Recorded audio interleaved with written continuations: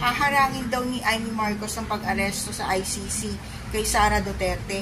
Ano kaya magagawa niya dito as a senator? May papel badge siya dito, may impluwensya siya pero wala siyang power para hadlangan ng magiging desisyon dito ng DOJ o ng Korte Suprema o ng administrasyon. Yan. At saka bakit masyado siyang concerned kay Duterte?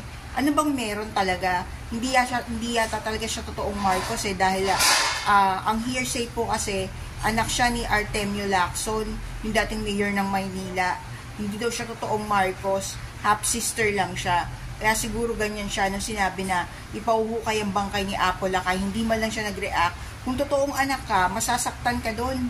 Kasi kabastusan yun, insulto yun, lalo-lalo na sa inyong pamilya. Kami mga hindi nyo kadugo, loyalista lang Mamamayang Pilipino lang naiinsulto Ikaw pa, anak ka.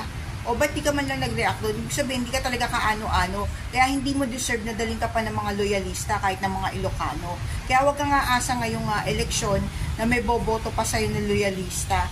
Siniro ka na po. Nagdesisyon na ang mga loyalista at ang mga kababayan mong Pilipino na wag kang iboto. Kaya wala nang tatahakin ang karera mo sa politika. Yan po ang mangyayari kay Amy Marcos.